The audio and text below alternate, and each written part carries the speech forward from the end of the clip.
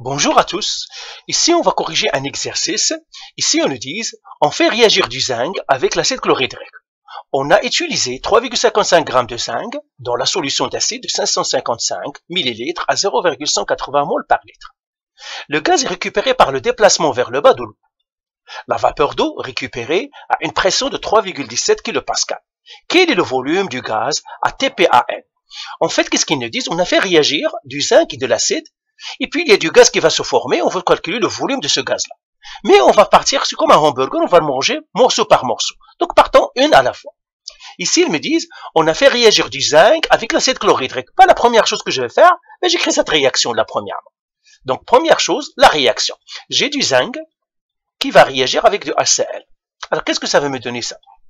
Alors, bien sûr, c'est une réaction de double déplacement, parce que j'ai un élément et un composé. Alors, le HCl, lui, qu'est-ce qu'il me donne si je le décompose? Il va me donner, si je dissocie, il me donnera H plus Cl-. Et puis le Zn, lui, qui est son ion, il va me donner Zn2+. Alors, bien sûr, simple déplacement, ça veut dire le plus va partir avec le moins, et le H plus ici va rester tout seul. Donc, j'aurai Zn2+, qui va former un composé avec Cl-. Alors, bien sûr, qu'est-ce que ça me donne? J'ai un 2 ici, le 2 va venir ici, ça vous le savez déjà. Et bien, ça me donnerait Zn, Cl2. Donc, je sais qu'ici, j'aurai Zn, Cl2, plus l'hydrogène. Alors, il y a ceux qui mettent l'hydrogène tout seul, parce qu'il est tout seul ici. Mais attention, dans la nature, H, comme ça, n'existe pas. C'est H2 qui existe. Donc, c'est H2, c'est un diatomique. Ben voilà, j'ai écrit ma réaction. Donc, ça, c'est ce qu'ils me disent dans la première phrase, je l'ai réalisé. On a fait réagir, ben voilà, j'écris ma réaction.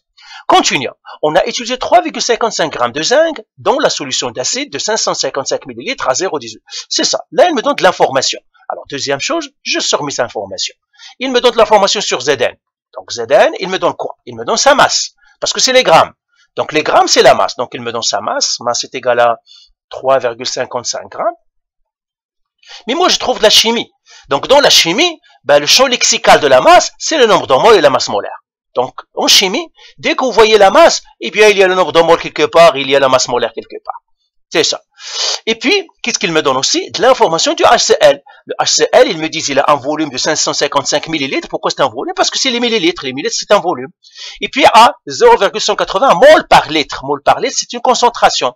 Donc, pour le HCl, je vais le mettre ici. Il me donne aussi de l'information. Il me donne son volume. C'est 555 millilitres. Ce, je le convertis en litres, ça me donnerait, je divise par 1000, 0,555 litres. Et puis, je connais sa concentration. La concentration, c'est 0,180 mol par litre. Encore une fois, champ lexical, volume, concentration, je suis en chimie, ben, il y a un nombre de moles quelque part. Alors, bien sûr, je dois résoudre ça parce que je fais de la chimie. Donc, je dois connaître le nombre de moles. Et puis, avec une réaction chimique, je dois faire de la stoichiométrie. Je suis sûr que je dois calculer un peu les nombres de moles. La masse molaire du zinc, c'est quoi? C'est 65,41 grammes par mol. Là, je peux trouver le nombre de moles. J'ai la formule. Nombre de moles est égal à la masse sur la masse molaire. Là, tout simplement, je remplace 3,55 sur 65,41.